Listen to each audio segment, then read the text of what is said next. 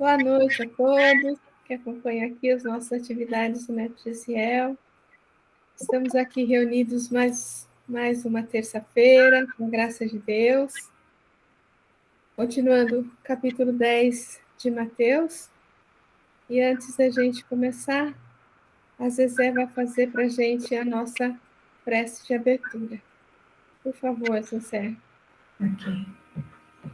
Então, vamos todos respirarmos bem fundo e nos concentrarmos em nossos benfeitores maiores, responsáveis por este estudo, e ao nosso Mestre Jesus, nosso governador planetário, nosso amigo, e ao nosso Deus soberano, elevando os nossos pensamentos, nossos sentimentos, em agradecimento pela oportunidade presente de estarmos aqui reunidos em estudo do Evangelho do nosso Mestre. Senhor, ajuda-nos através dos nossos amigos para que possamos, ao estudarmos essas lições, extrairmos os entendimentos que elas trazem, que possamos alcançar, para que façamos dessas palavras lições vivas em nossas vidas, através dos nossos atos, nossas emoções, nossos sentimentos, que os nossos olhos vejam por suas lentes e a nossa boca pronuncie sempre palavras de consolo e de amor que aqui aprendemos. E que nossos braços se façam operantes no auxílio aos mais necessitados que nós mesmos, para que o teu Evangelho continue vivo e sendo difundido a cada dia mais em mais corações, para que suas promessas se cumpram para nós. Se conosco hoje e sempre, e que a vontade de Deus seja sempre soberana sobre a nossa, hoje e sempre. Que assim seja, graças a Deus.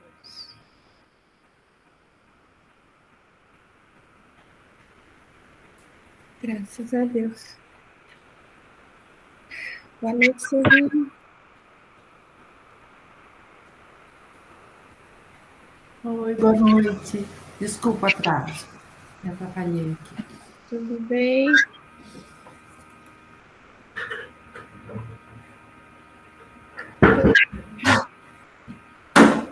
Hoje a gente parte do versículo 37, né? Eu queria comentar com vocês, na semana passada, a gente comentou, eu lembro que a gente, depois que terminou a reunião, eu lembrei de fato, aqui quando a gente falou que os... Val, Oi? tá dando um retorno, eu não sei se é do seu ou de algum outro áudio. Eu acho que é o Zezé que está com o telefone... Pronto, melhorou?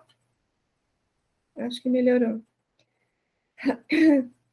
Nós falamos, né, da questão dos inimigos, que quando que os inimigos estão dentro de casa, lembra que nós falamos sobre isso?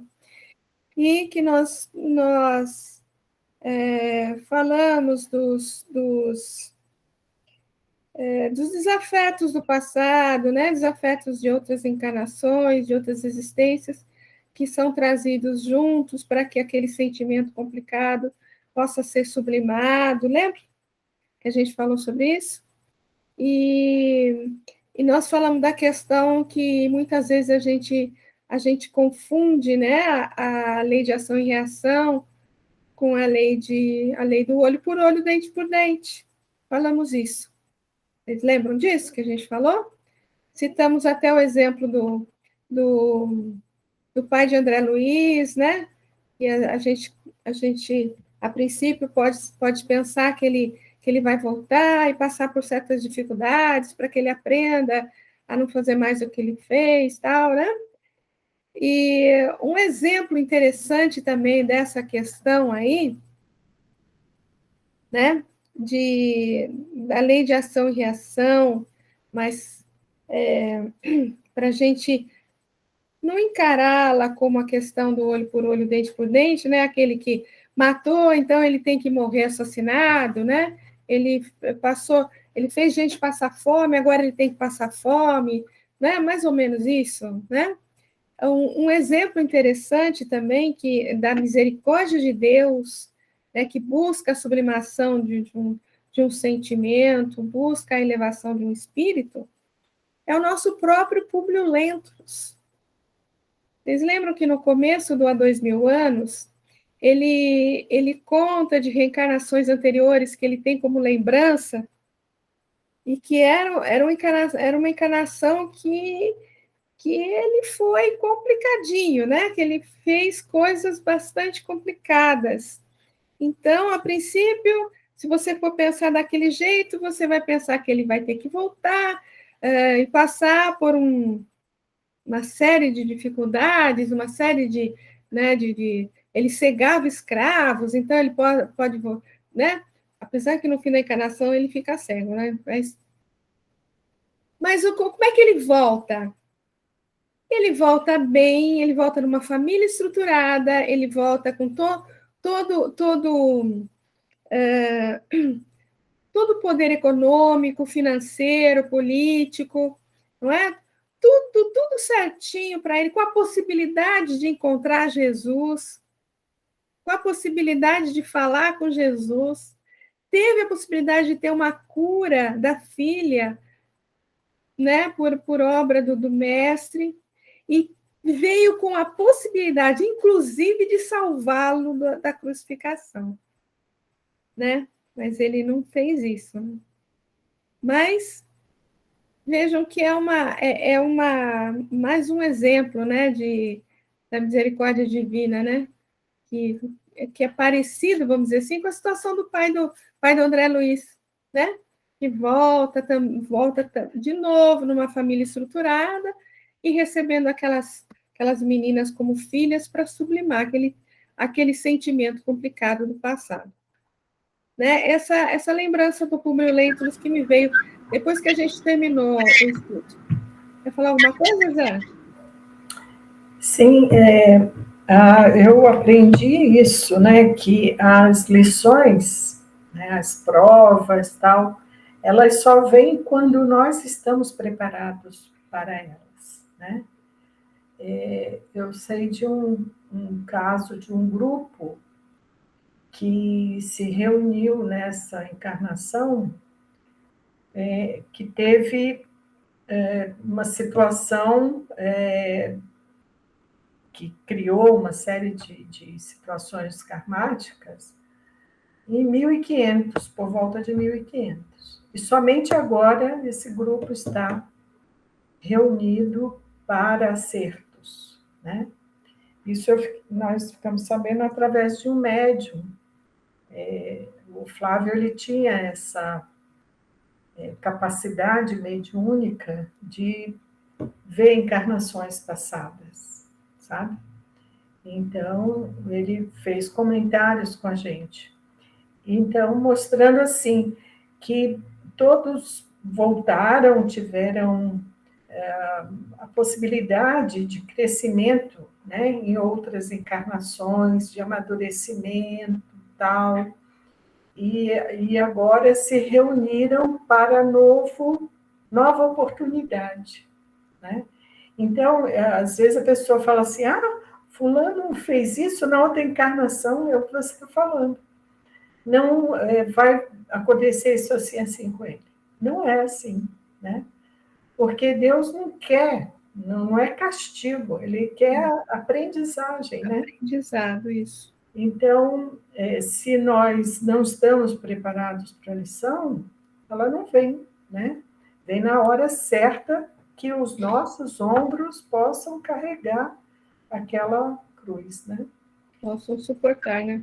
Exato, porque senão não teria justiça de Deus, né? Porque a Nem justiça... aproveitamento da oportunidade, né? Exato, porque é igual você querer que uma criança de 5 anos carregue um saco de cimento. Ela não tem força, né? Ela não está preparada para isso, né? Ela não consegue.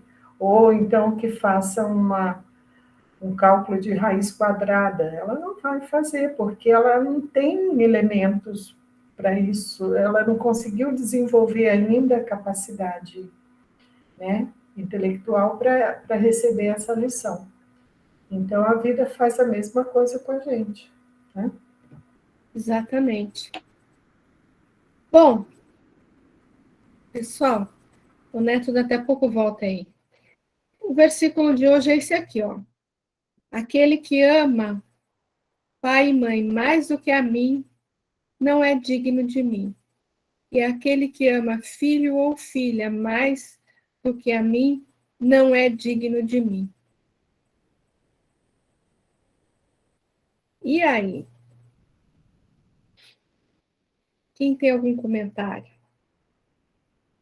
Quem gostaria de falar alguma coisa? Eu acho que aí ele está chamando a atenção para a escolha entre as coisas terrenas e as coisas celestes, as coisas divinas, né? Quer dizer, você pega o caso do pai, por exemplo, da relação pai e filho, qual é a relação que para nós, como espíritos, mais importa se dar, preferir a relação pai e filho terrena ou a relação filho e pai criador. Então, eu acho que ele chama a atenção para isso, para esse tipo de escolha, né?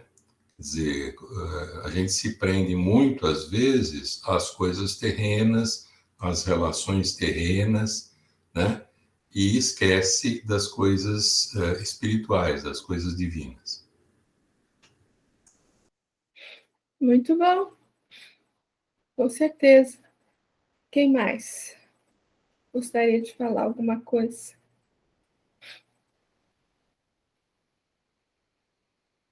No more?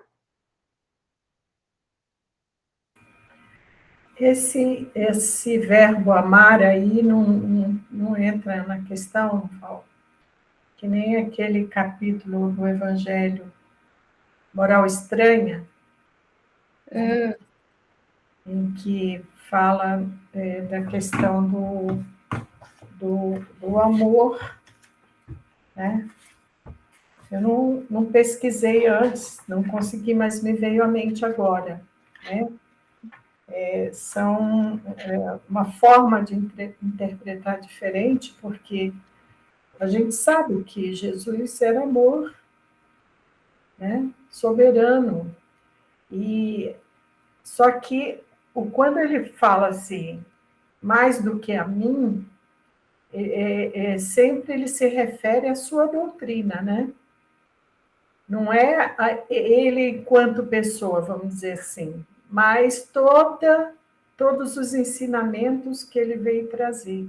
Porque a fidelidade a Deus, né, se dá através dele, né? Porque o caminho, verdade e vida não é ele que nos vai levar a Deus. Então, esse amor por ele tem que ser soberano a tudo. Inclusive o amor de pai ou de mãe, porque é um amor temporário, né? A gente tem um pai numa encarnação, na outra tem outro, na outra tem outro. Não é a questão da relação familiar consanguínea, mas da relação que transcende essa questão de você ter uma fidelidade a Deus que transcende a toda e qualquer ligação física ou corporal. E sim, você ama e deve amar e honrar, né? Pai, mãe e tudo, assim como o cuidado aos filhos. Mas saber que somos todos filhos do mesmo Pai. E em relação a Deus, estamos todos na mesma posição, vamos dizer assim. Foi lá, isso que me ocorreu. Legal, muito legal. Silvinha? Eu fico pensando que, às vezes, quem lê de relance, né, fica falando, nossa, então, como é que eu vou me relacionar com meu pai e com a minha mãe, né? Eu acho que o que Jesus quis dizer aí tem a ver com colocar em prática, é aquilo que a senhora estava falando mesmo, né? Colocar em prática os ensinamentos que o Jesus nos trouxe, independente do laço existente nessa encarnação, né? E é óbvio que com essa frase ele não está falando para a gente deixar de ter os nossos cuidados, o nosso respeito, o nosso amor a pai e mãe, né? Mas lembrar que todos nós aqui somos espíritos, todos, os nossos pais, nossas mães, os nossos filhos, numa caminhada de aprendizado, né? E que o grande ensinamento é o que ele trouxe. É isso, mas é isso que o Walter, a Zezé falou, também vejo dessa forma. Muito bom. Jusceia? Eu fiquei lembrando de um estudo anterior nosso que você falava que eu posso ser pai de mim mesmo, né? Que eu voltaria. Então, essa palavra pai, mãe, filho ou filha, eu fiquei mais pensando nas reencarnações onde a gente nem percebe que nós somos espíritos, que nós só ficamos ligados, como o Walter falou, na parte material, mas assim, que nem tem essa conexão com Deus. Não tem uma diferenciação entre sensações, emoções, sentimentos mais puros, mais elevados. É como se o instinto fosse ainda tão mais importante que a gente nem se percebe. Então, amar pai, mãe ou um filho é amar mais a si próprio, né? Que seria aquele amor egoísta, um amor mais ligado ao ego. Eu fiquei pensando nisso, naquela frase que você falou também uma vez para nós, né? Porque a gente pode renascer na mesma condição, né? Que a gente já foi, mas se não tem a conexão com a lei da reencarnação. Então, se Jesus veio para nos mostrar uma vida futura, aquele que nem tem noção dessa vida futura não ama como é para ser amado. Eu pensei nisso. Eu não tinha pensado nisso, né? Muito interessante esse seu aspecto seu, né? Agora, você comentou da questão do verbo amar, né? Mas à frente nós vamos ver um texto que ele faz do Damasceno, que ele faz a distinção entre adorar, amar e gostar. Né? A gente vai ver mais para frente. Mas antes disso, eu percebo assim também esse versículo da seguinte maneira. Eu acho que amar pai e mãe parece que é de um jeito, e amar a Deus parece que é de outro, sabe? Porque quando que você mostra que você ama a Deus? Quando você é fiel a Deus. Como que você é fiel a Deus? Quando você segue as leis divinas. Não é isso? Então, quando você tem um comportamento, vamos dizer assim, de acordo com as leis divinas, quando você respeita o próximo, quando você ama o próximo, né? Ama o próximo como a si mesmo, quando você trabalha em função do bem de todos, não só o bem seu, você está amando Deus. Pelo menos, eu entendo dessa maneira, não é? E, então, quase que existe uma distinção entre um amor e o outro amor, né? E como a gente estava trabalhando nos versículos anteriores, né, a questão da divisão, né, da divergência que existe entre pai e filho, mãe e filho, tudo, né? Aqui antes ele estava relacionando pai e filho, mãe e filha, agora ele está relacionando pai e mãe com Deus, né? Então, a gente tem que entender que existe uma diferença aí entre amar pai e mãe, como a Zezé falou, né? Tem que amar pai e mãe, honrar pai e mãe, respeitar, cuidar, né? Agora, amar a Deus tá em todos os aspectos da nossa vida, eu acho. Em todos os nossos sentimentos, todos os nossos pensamentos, todas as nossas ações, em cada passo que a gente dá, você pode mostrar que você está ou não de acordo com as leis divinas, né? Então, bem-vindo novamente, Neto.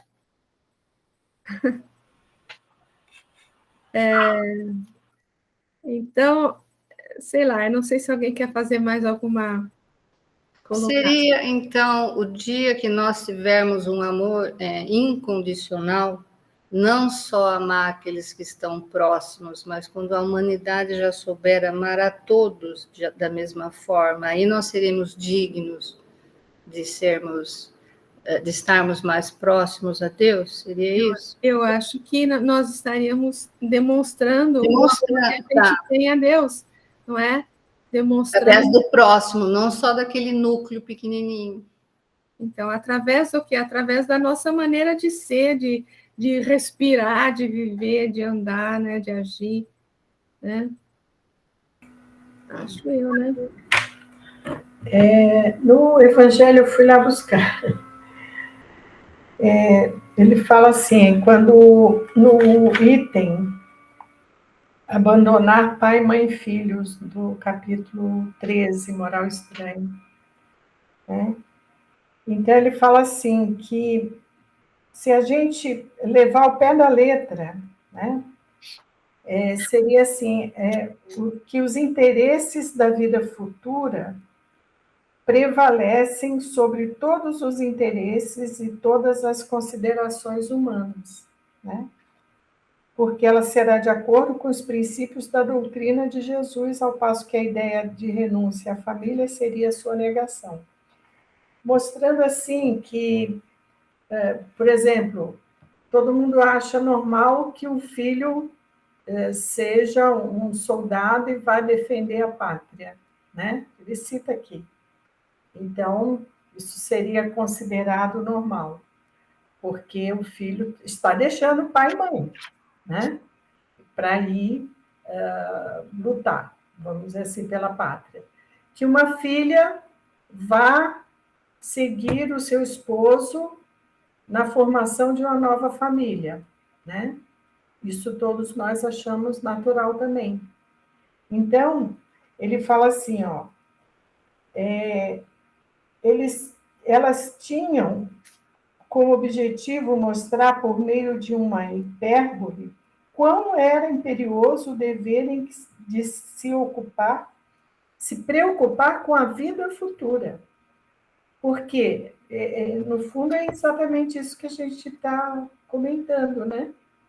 Que esse pai, mãe, filho, filha representariam o agora, o aqui e agora, sendo que Jesus ele fala, né, o meu reino não é deste mundo.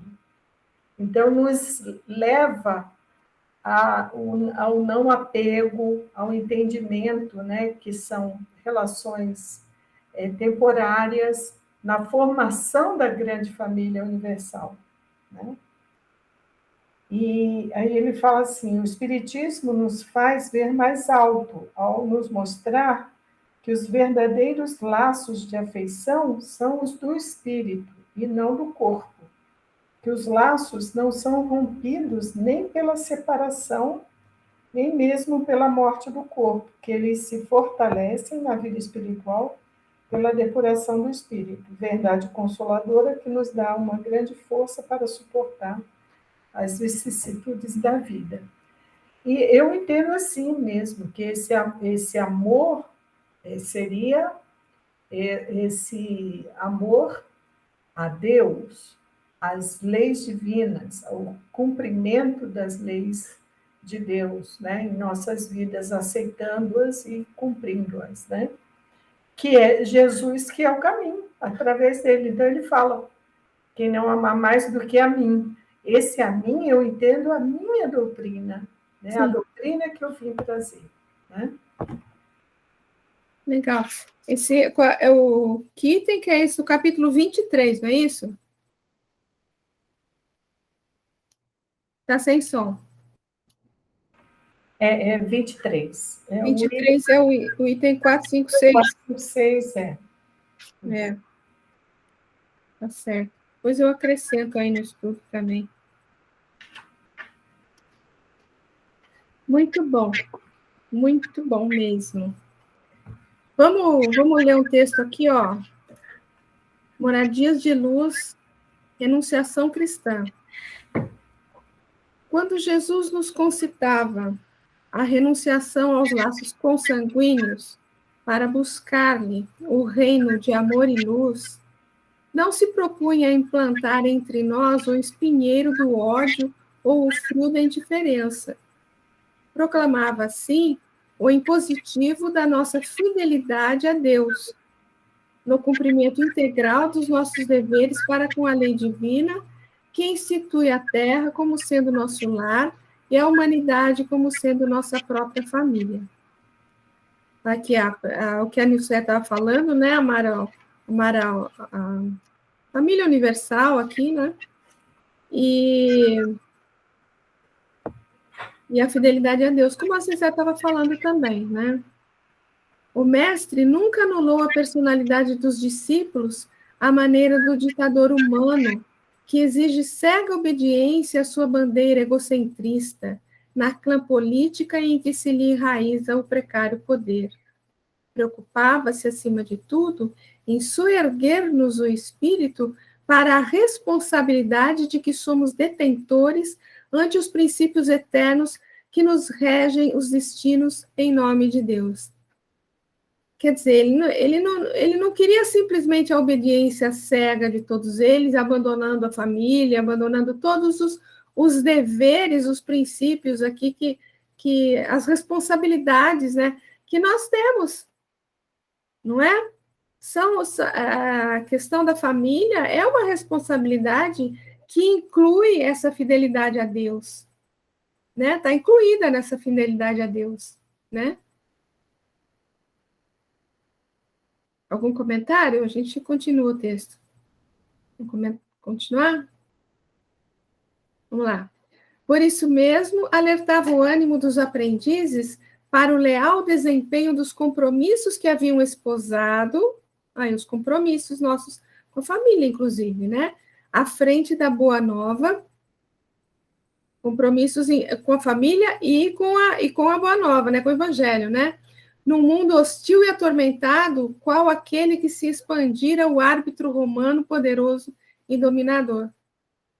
Quer dizer, você tem que trabalhar tanto com a sua disposição em trabalhar com a Boa Nova, em trabalhar com o Evangelho, mas também com os compromissos todos que você assumiu, e diante de toda essa hostilidade que você enfrenta nesse mundo, né? Diante de tantas orientações, às vezes, tão adversas que a gente recebe aí por conta de aqui ele fala arbitrário romano, poderoso e dominador, né? Arbítrio, expandir o arbítrio romano.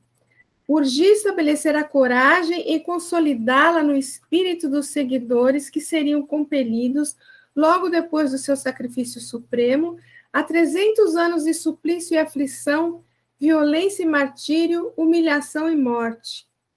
Por vezes é necessário recorrer ao painel do passado para compreendermos a força de certas expressões que os séculos obscureceram e que hoje se afiguram sem maior significação, de modo a lançarmos nova claridade ao mundo por vir. Por que será que ele coloca esses 300 anos de suplício e aflição aqui? Será que é só... Quando Jesus morreu, o Império Romano ainda dominou, matando os cristãos por 400 anos. Foi aí que os romanos perceberam que matavam tanto que eles estavam ficando sem trabalhadores, né, sem escravos, que eles fizeram aquele arranjo político da Igreja Apostólica Romana, né, para poder... Então, foram 400 anos de suplício. Eles morreram durante 400 anos, os cristãos. Ai, que legal.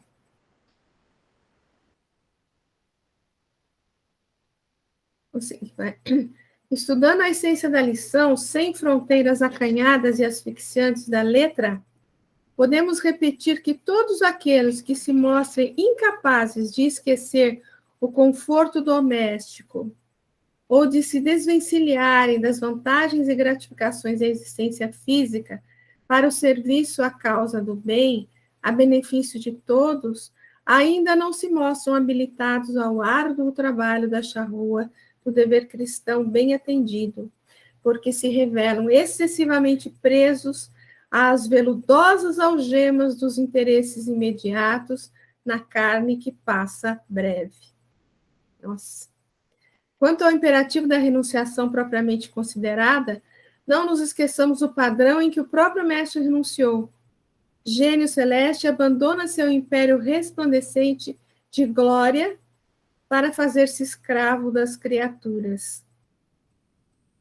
Aqui, quando ele fala abandonar o conforto doméstico, eu lembro, por exemplo, do neto contando que ele está numa família de só evangélicos, né? E que muitas vezes a gente enfrenta algumas cutucadas, vamos dizer assim, não é? Referentes ao que a gente quer fazer, não é isso? Então, ele deixa de lado certo conforto para seguir aquilo que ele acredita. Não estou falando que a sua família é problemática, mas eu estou só... que eu sei que não é, né? Mas é só pegando um exemplo, né? Pelo menos é isso que eu entendo aqui, não sei se é isso que vocês entenderam também, né? São os acomodados, né? Que ao invés de terem um enfrentamento, prefere ficar assim para não ter que se posicionarem. Eu vejo assim também. Exatamente. Mas mesmo diante da diversidade, por exemplo, dentro da família, o nosso comportamento deve refletir os ensinamentos de Jesus, né? Sem trazer a discórdia, tem que ter mais compreensão, mais compaixão, né? Principalmente com aquele que discorda Às vezes calar simplesmente, né, Silvia? Sim, diante de um comentário. A maioria das vezes é calar-se. Né? Porque não é por aí, é através do exemplo, não é do que a gente fala, né? Não é ser cristão através do exemplo, não através do discurso, né? E outro dia a gente comentou, né, falando da questão de dar a outra face, né? Ou eu lembro que até foi meu primo que brincou, é porque às vezes a gente não oferece a outra face, a gente oferece a outra mão, né? Então, o fato de calar-se, né, realmente é o caso, né?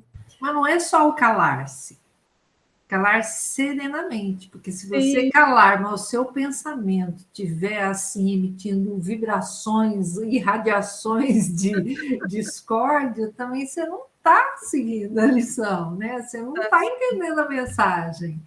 É ter a serenidade de aceitar o outro do jeito que ele é, principalmente dentro da família, que é a nossa maior tarefa. Muito bom, Silvia, é isso mesmo, excelente.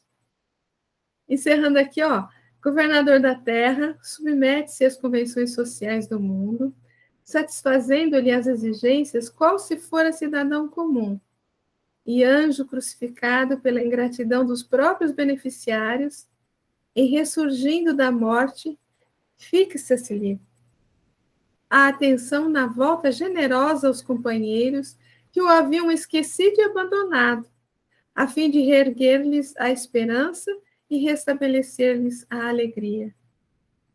Quer dizer, ele foi abandonado, esquecido, né? Ele foi para a cruz sozinho, né? E foi calado. Mas ele volta com toda alegria, com todo amor, né? Junto a todos eles, reerguendo a esperança, como ele fala aqui, restabelecendo a alegria, né? Renunciemos à satisfação de sermos amados ou compreendidos por nossos familiares, servindo-os ou auxiliando-os cada vez mais, tanto quanto o Senhor nos tem auxiliado e servido, não obstante as nossas velhas e reiteradas defecções, e estaremos praticando com segurança e valor os excelsos ensinamentos. Quer dizer, é o que a Silvia falou aqui, né? A gente não só ficando calado, né, mas aceitando com serenidade, tudo, a gente continua servindo e auxiliando, né? Em vez de oferecer a outra mão, como a gente falou, né? A gente oferece uma boa vibração, né? Uma oração, um sentimento amoroso, né? De compreensão. Eu fico pensando, né, que Jesus foi abandonado, né? E ele foi para a crucificação e ainda escolheram Barrabás. E qual foi o exemplo? O que Cristo falou ali na hora, né? Pai, tem uma... Então, a gente tem que prestar atenção nisso, né? No exemplo dele, né? Imagina a gente numa situação assim de completa injustiça. Como é que a gente ia se comportar? Qual é o tipo de renúncia que a gente está fazendo, né? Renunciemos à satisfação de sermos amados ou compreendidos. E às vezes o orgulho, o egoísmo, a gente cria expectativa, né? Cria muita expectativa. Pois é. O Neto ia falar alguma coisa, Neto? Justamente, boa noite, né, gente? Desculpem aí o entra e sai, mas enfim, é porque realmente, quando eu estava chegando em casa, aí tocou o telefone, uma pessoa que estava precisando conversar, e aí a gente tinha que atender, né? Com relação a esse último parágrafo, né? Aí, sobre o exemplo que você citou em relação a mim, e realmente... Desculpa, viu, Neto? Não, sem problema nenhum. O que você falou tá tudo em ordem. Tá?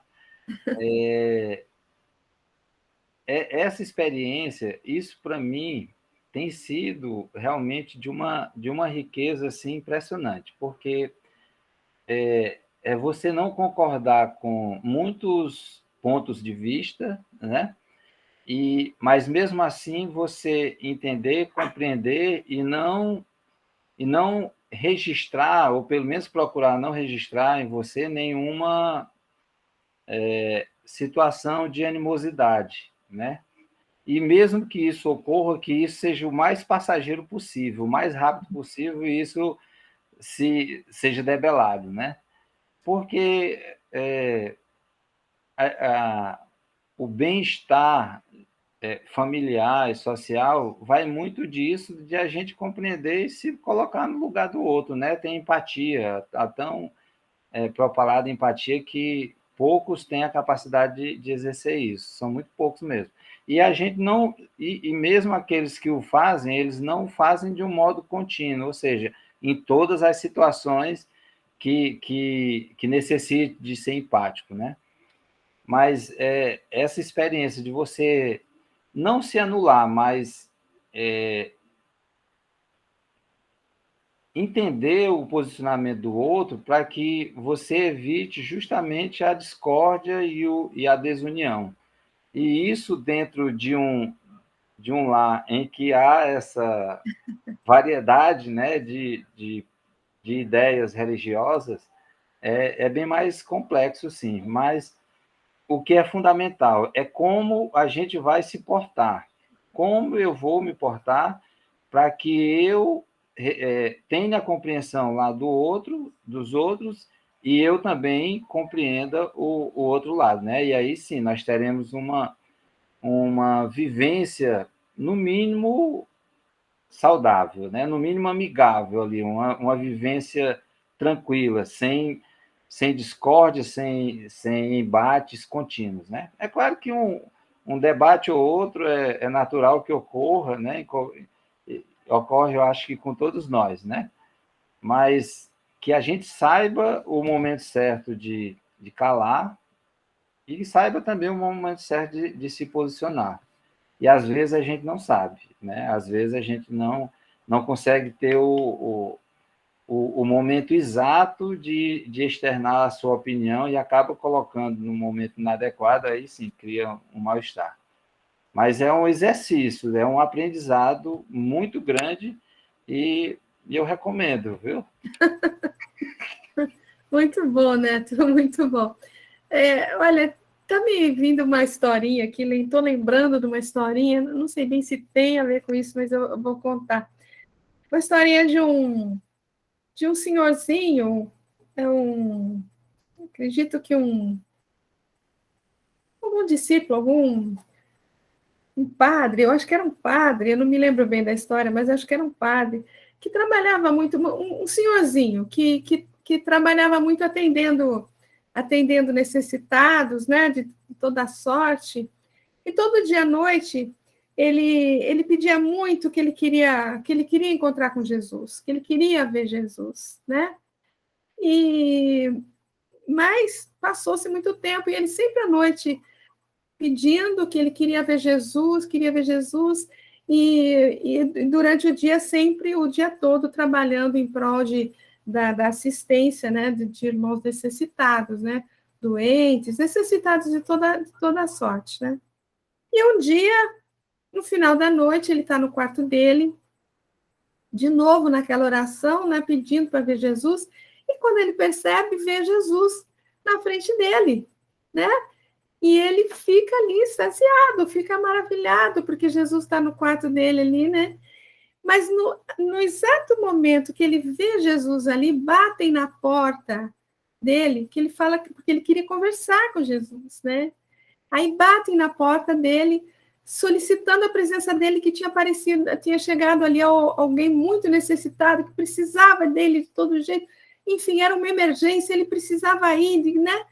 E ele ficou naquela indecisão, mas ele virou para Jesus e falou: eu tenho que ir, Jesus. Então, abandonou, entre aspas, a possibilidade de conversar com Jesus e foi atender o necessitado, né? E foi atender o necessitado. E quando ele voltou para o quarto, ele estava, assim, voltando, assim, entristecido, porque na cabecinha dele ele tinha perdido aquela oportunidade de conversar com Jesus, né? Mas qual a esperança, qual a alegria dele, né? Quando ele abre a porta do quarto e ele vê que Jesus está lá no quarto dele, esperando por ele, né?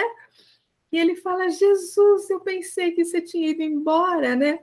E ele fala: mas eu tinha que atender o necessitado.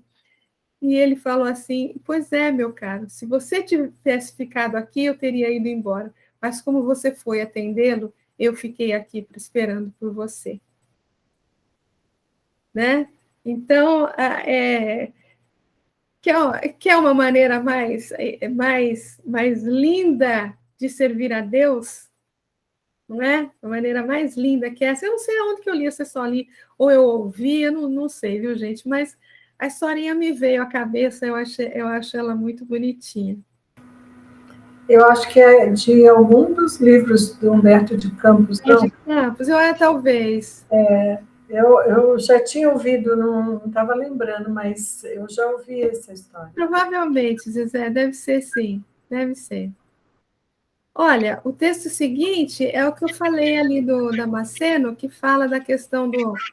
Só um minutinho, só para Pode falar. complementar a informação, porque no estudo do EAD, você tem lá o estudo da Igreja Católica Apostólica Romana e Ortodoxa, né, que a gente estudou semana passada, diz o seguinte, que, na verdade, Roma ia entrar em processos de resgate coletivo, né, devido aos seus problemas, quando tem as invasões bárbaras, tal, e há um desmantelamento do império, né? Eles não conseguem manter o imperador, e, além disso, epidemias, pestes, né? E essa sucessão de imperadores assim muito grande, e acaba o Constantino subindo ao poder, né? Só que, segundo o texto que tem aqui, que é do livro de Leon Denis, diz que o Constantino possuía mediunidade, né? Faculdades mediúnicas, e era bem sujeito à influenciação dos espíritos. E numa dessas batalhas, né, que ele teve que lutar para ele se manter no poder, ele, junto com a tropa lá, ele avista, né, por cima assim, do pôr do sol, se não me engano, ele vê uma cruz. Vê uma cruz, e não foi só ele que viu, outros soldados também viram. E ele escuta a voz dizendo que, para ele seguir aquela cruz, que ele iria, por isso, vencer. Então, ele se sente comprometido com o cristianismo, não que ele fosse cristão, diz que ele só se torna cristão quando ele morre, ele está para morrer, né? Mas ele era simpatizante, vamos dizer assim, do cristianismo. E é quando ele transforma o cristianismo em religião oficial, né? E havia já vamos dizer assim, um lobby para alguma coisa ser feita, justamente por causa das matanças dos cristãos, que eles não aguentavam mais, né? Então, tem esse histórico que ele, no ano de 324, né, se fez imperador, e em 330 converteu a cidade, foi... Ai, meu Deus. Foi por aí, 324, parece. Logo depois... Não, desculpa. Foi em 325. O cristianismo é transformado em religião oficial. Então, só para complementar o que a Nilceia comentou. Legal. Muito bom. Muito bom mesmo. Então, vamos ver, ó.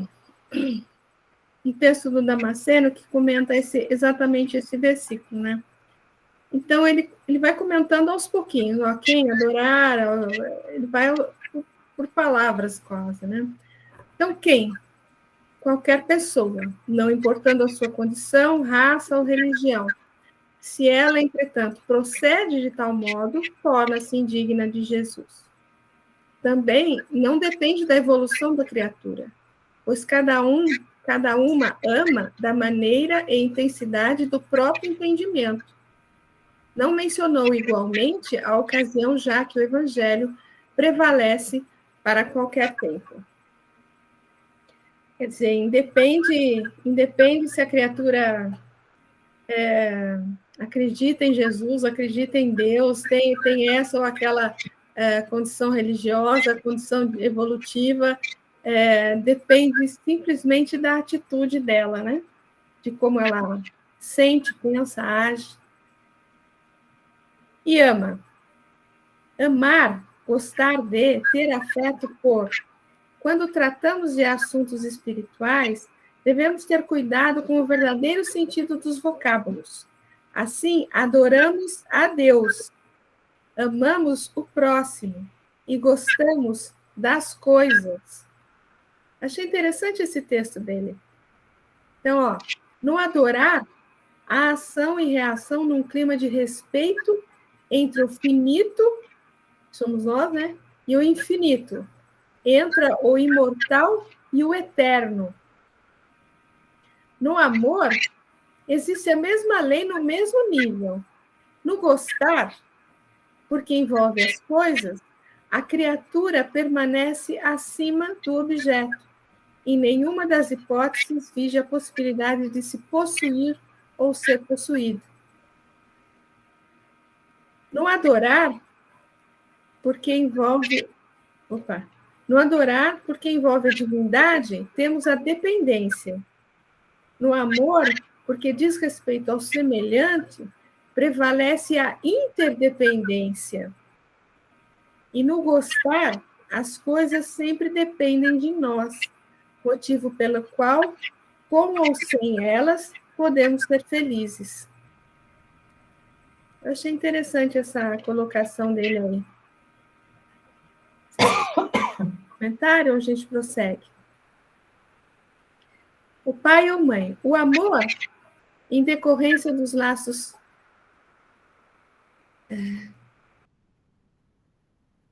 O amor, em decorrência dos laços consanguíneos, revela apego à família terrena, que nós sabemos transitória e muitas vezes apenas circunstancial.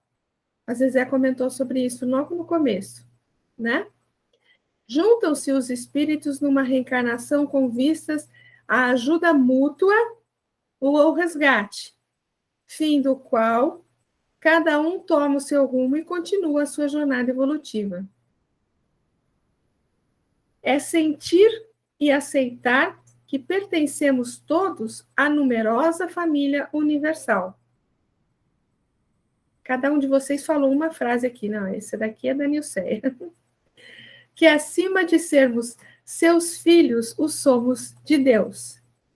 É obedecê-los, mas só no que suas exigências e anseios correspondem aos preceitos cristãos.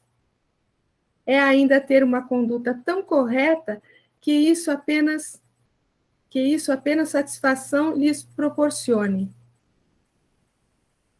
Continuando, né? O fato de alguém ser chamado mãe lembra as responsabilidades da paternidade e da maternidade. Como existem compromissos paternos e maternos, há também os filiais. Podemos ser pai de um filho carnal, como de um filho ação. Deste, sempre somos pais e filhos ao mesmo tempo, já que gerada a ação, ficamos à sombra dos seus efeitos. Não é digno de mim. Realmente não. O merece quem, na lista de preferências, coloca o mestre em segundo, terceiro ou quarto lugar, porque de quando em vez tomará atitudes contrárias à sua doutrina. Desculpa. Deus deve pontificar em nossa vida. Se o amamos mais, ele cresce em nossa vida com benefício geral. Se o preterimos, nós próprios estamos revelando indignos dele. Nós próprios estamos nos inferiorizando, preferindo valores passageiros e mutáveis. Pois um dia, dependendo da nossa evolução, só haverá um Pai, que é Deus. Todos os demais serão nossos irmãos mais ou menos experientes. Deus concede ao homem a prerrogativa de ostentar a denominação de pai para salientar-lhe a responsabilidade desse ato. Confia-lhe filhos seus, criaturas suas, para orientá-los e encaminhá-los dentro da vida. os outros não podem oferecer o que o Nazareno tem condições de nos dar. E quem ama filho ou filha, lembram as consequências. O filho, as de ordem racional. A filha, as de ordem sentimental. Lembra que nós lemos isso a semana passada? Reportando-nos a casa mental, que o Walter lembrou. Pai e mãe, as causas, estão no subconsciente, no arquivo do pretérito mais ou menos remoto. O filho e a filha, consequências. Quer dizer, nós somos consequência de nós mesmos, né? Lembra disso? Efeito encontram-se no consciente e na atualidade. Jesus deseja ser aceito no subconsciente para as renovações indispensáveis para o nosso bem. Contudo, aguarda a nossa adesão consciente. Tudo é uma questão de preferência. Mas o que a mim não é digno de mim. Como acima, com Jesus no cérebro e amor no coração, teremos os melhores pais para os nossos filhos. Seremos justos e compreensivos. E vou voltar. Eu vou contar um negócio para vocês. Quando eu ainda, quando eu era jovem, ainda solteira, eu recebi uma mensagem que eu atribuo a uma das minhas filhas. E uma mensagem assim como sendo uma mensagem pessoal. E muito interessante, porque por uma circunstância tal, essa minha filha tem o mesmo nome dessa benfeitora que deu essa mensagem. Não foi por isso que ela recebeu o nome.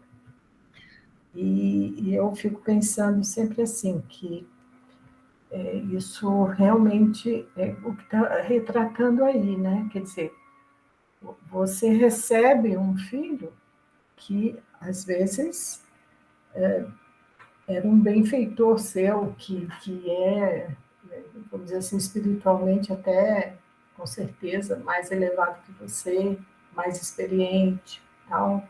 E os papéis vão se invertendo, né? E à medida que a pessoa vai se desenvolvendo, você percebe qualidades ali que você vê que tem a ver com, assim, eu fico sempre, nunca falei disso assim, né? Nunca mostrei para nenhuma delas, tal, mas é uma coisa que eu tenho comigo, essa lição, né? De que nem sempre a gente acha assim, né, que tudo bem, você vai acolher o espírito, mas esse espírito, de repente, é que vai te ensinar muito, né? Você vai acolher por um tempo e depois esse espírito vai te ensinar muito. Tá? Eu acho que tem a ver com essa lição aí. Muito legal, Zé.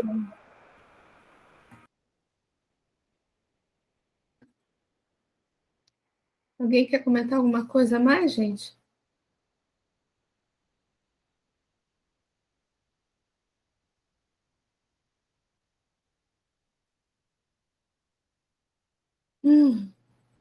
Vamos para o próximo?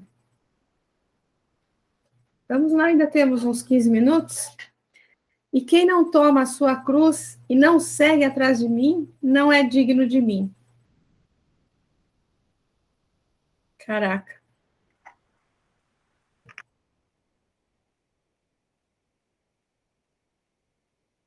Você está sem som, Walter.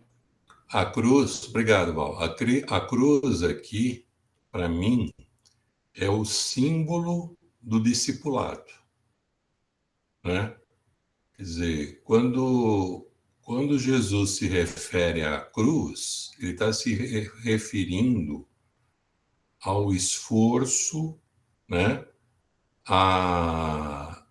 a persistência, a fé que nós precisamos ter para cumprir o nosso papel, para cumprir aquilo que é esperado de nós, como filhos de Deus, né?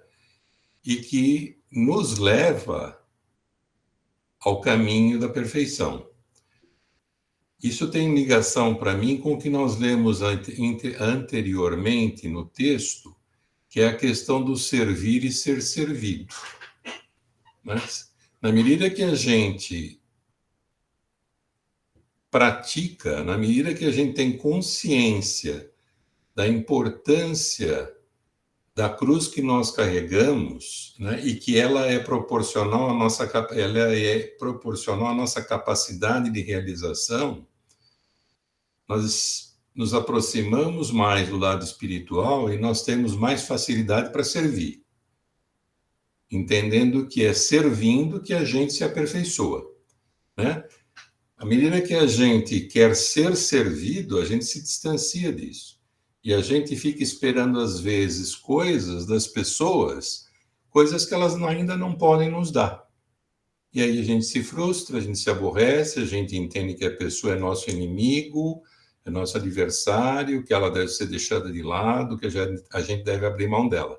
A gente vê muito isso dentro da família, nós estamos falando em família, né? Quer dizer, as dificuldades de relacionamento entre familiares, entre pai e filho, por exemplo, né? Aquele pai que acha que deu tudo que o filho precisava e o filho agora não corresponde àquilo que o pai acha que deveria ser, né? Então, aquele filho que não se importa muito em saber se o pai está bem ou não está bem, se a família está bem ou não está bem, ou que só recorre quando precisa de algo. E isso gera, né, mágoas, ressentimentos, etc. Por quê? Porque, mais uma vez, a gente deixa de lá, a gente perde a consciência sobre qual é o nosso verdadeiro papel, que é o papel de servir e não ser servido, necessariamente. Então, quando ele diz assim, quem não toma a sua cruz e não segue atrás de mim, não pratica, não pode ser meu discípulo, quer dizer, não pratica aquilo que deve ser praticado, não exerce os ensinamentos e não se aproxima de Deus através de mim. É isso, para mim, o que ele está dizendo. Muito bem, o Walter. É quase que ele está dizendo a mesma coisa do versículo anterior de uma maneira diferente, não é isso? Eu também entendo dessa maneira. A tomar a cruz é tomar, é não fugir a todas as suas responsabilidades, a tudo aquilo que você que você formou nessa vida toda, né? Você montou aí responsabilidades, você veio para cumprir alguns papéis, né? Algumas que são seus deveres, suas responsabilidades, né? Então, se você abandona de alguma forma, ou seja, se você escolhe a porta larga, né? Você não pode ser discípulo dele, não é discípulo dele. Não tá, poder até pode, né? Se você mudar de posição, poder pode, sempre podemos, né? Eu acho que você não está assumindo essa condição, essa possibilidade que te é dada, porque sempre a possibilidade sempre é dada para todos, né? Muitos são chamados, né? Todos são chamados, e poucos são os escolhidos, não é isso? Então, a possibilidade sempre é dada para a gente, os chamados sempre são dados. E o que me chama a atenção aí, Val, é o pronome sua cruz. Sua, A cruz é isso. minha, não é de mais ninguém. Exatamente. Né? Então, não adianta ficar olhando para o outro. Não adianta ficar esperando do outro. Que o outro faça por você, né? Exatamente. Legal. Muito bom. Você? A gente está sempre esperando do outro que o outro complete a nossa felicidade, né? Que o outro resolva os problemas para mim, que o outro me reconheça, que o outro seja solidário comigo, mas a gente nunca, boa parte, não percebe que isso tem que partir dele próprio, né? De nós próprios. É isso que o Walter falou, se a gente não tiver essa consciência de que a cruz é minha e eu que tenho que cuidar dela, e fazer todo o possível para que ela se torne o menos pesada possível, aí, quando eu tomo essa consciência, aí sim, a gente começa a compreender o que o Cristo está dizendo, né? Então, pega a tua cruz e segue atrás de mim, mas a tua cruz ela vai ser pesada ou mais leve de acordo com o teu entendimento, de acordo com a tua dedicação naquilo que tu está se predispondo a fazer. Mas aí, quando eu não me predisponho a nada, quero ficar apenas sei lá, no ócio, aí é assim, por enquanto eu vou achar que estou bem, mas daqui a pouco, né, a conta vai chegar lá na minha casa. Vai dizer, olha, no momento que tu tinha que trabalhar, tu estava lá no ócio, um ócio optativo. Tu escolheu ficar lá, né? Diferentemente dos trabalhadores da última hora lá, que eles estavam prontos para trabalhar, né? Os trabalhadores da vinha, né? Que eles estavam prontos lá, preparados, de pé, inclusive, esperando só alguém para chamar-lhes para os campos, né? Se a gente estiver sentado de braços cruzados, aguardando que as coisas aconteçam, elas vão acontecer, só que nós não vamos fazer parte desses acontecimentos. E um dia nós vamos ter que, de toda forma, nós vamos ter que participar disso, de um modo ou de outro. Aí cabe a nós fazer com que essa cruz seja mais ou menos pesada, né? Seja mais ou menos árdua. Aí compete a cada um de nós. Eu lembrei de aquelas tirinhas, né, de desenhos que aparece, o cara tá carregando uma cruz, assim, daqui a pouco ele acha que é pesado, ele corta um pedaço. E continua. Daqui a pouco ele acha que está muito pesado, ele corta mais um pedaço. E assim vai, ele corta e fica só com um pedacinho. Aí daqui a pouco ele chega num abismo enorme para passar, todo mundo com a cruz grande põe a cruz e atravessa, né? Ele com a cruz pequenininha não alcança do outro lado, né? Então ele não consegue passar. Eu estou lembrando de historinhas hoje, gente. A Zezé ia falar alguma coisa. Eu estava pensando aqui com relação à questão da cruz, né? Que quando a gente pensa assim, cruz, a gente se remete assim à questão do sacrifício, né? Porque Jesus carregou aquela cruz, fez um sacrifício em obediência a Deus, né? Para o nosso despertamento. Né?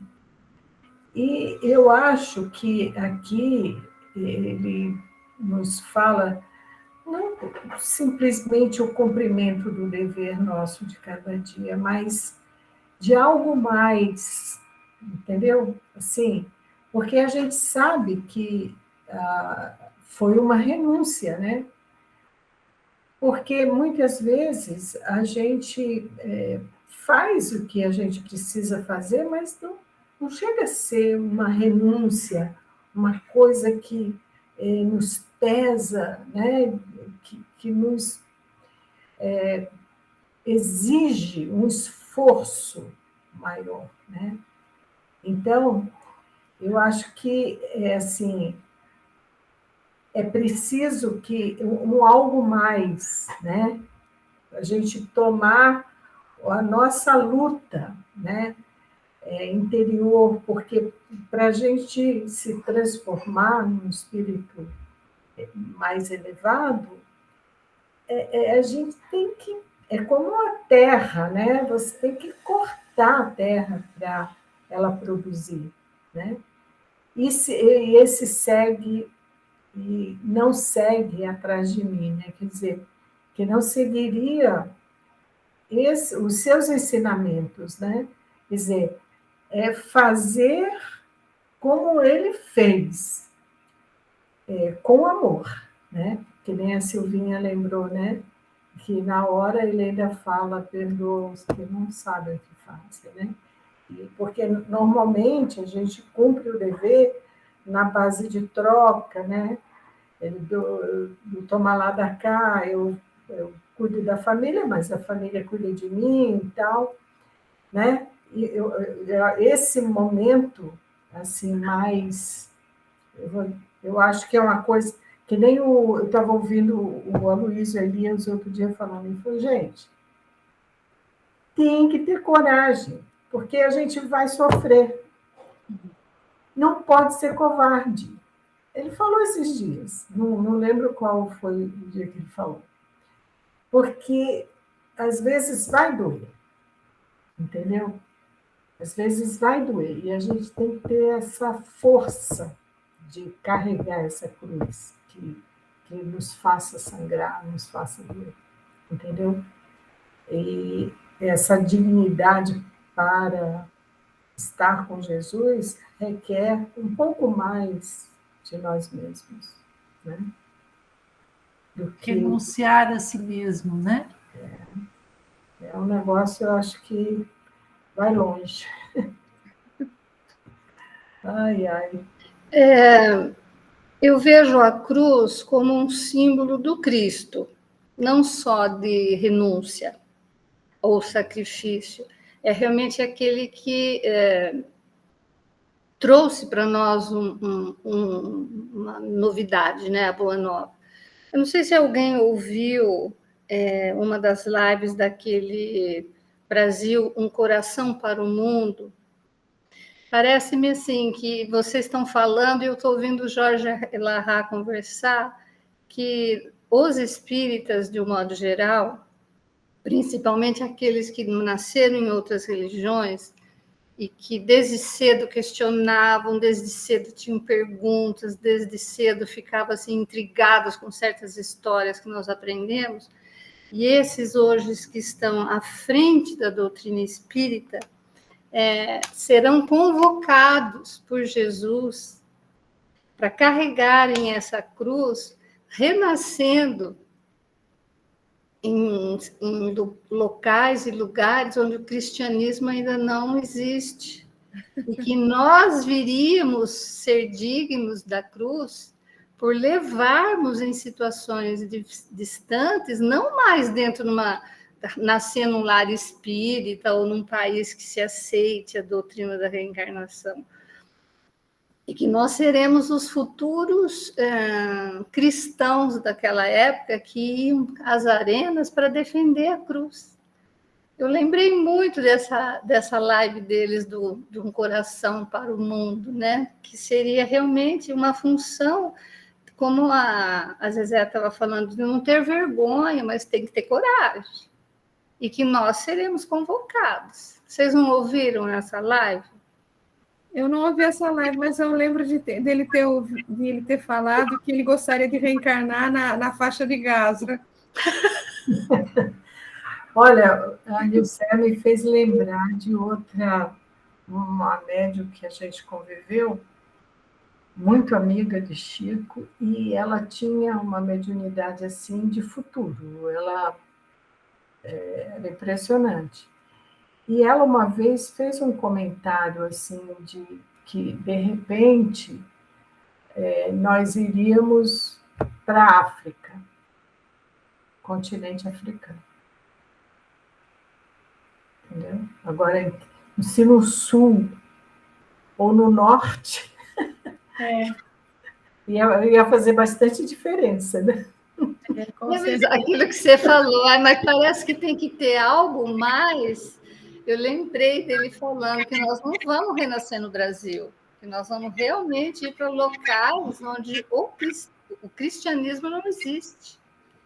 Porque trazer o evangelho para o mundo vai depender agora do espírita como novo cristão lá da época de Roma. Então, ele comparou Roma, novamente, o conflito com o mundo, não só o local, né? Então, aí, Zezé, você está falando que parece que falta alguma coisa, um dia nós vamos... Olha, espero estar com vocês, hein? Pelo amor de Deus. Deus. Com certeza, gente. E a gente vai querer ficar reencarnando do Brasil ad eterno, né? Porque é muito fácil, né? Exato. É muito tranquilo, né? Mas ele Os falou uma alertas, coisa que eu achei muito interessante. Eu os não sei alertas, vocês, mas eu, desde pequena, eu nasci num lar católico, né? Recebi uma formação religiosa muito boa dos meus pais. Mas, assim, eu questionava muito Deus. Eu brigava, eu achava que isso não era certo. Como que nascia uma criança que não batizava e ia para o limbo?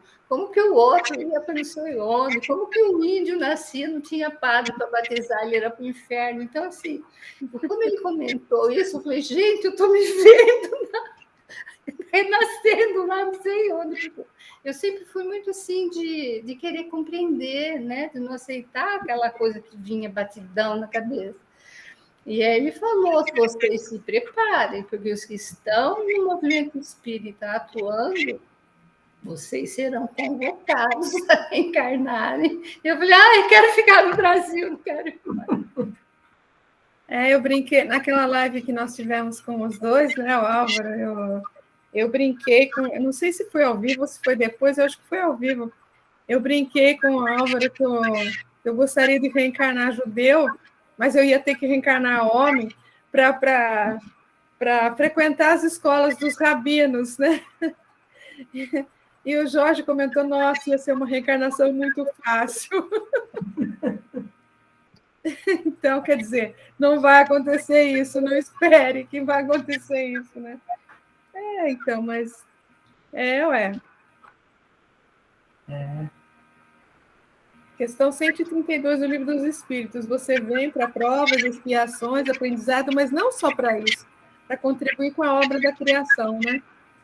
Então, de alguma forma, temos que contribuir com a obra da criação.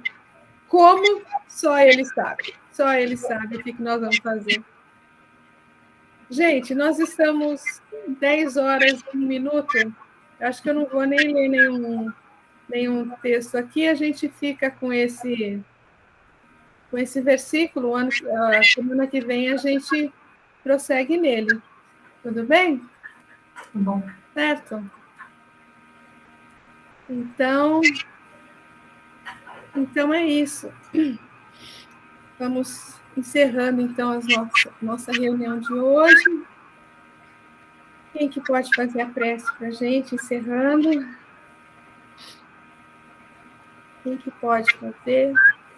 Não tem nenhum pano verde para a gente se esconder aqui, Zezé. Não tem nenhum pano verde. O único pano verde que tem é o da Silvinha ali. Acho que eu vou pedir para a Silvinha. Fundo verde lá. Achei fantástico isso quando eu vi.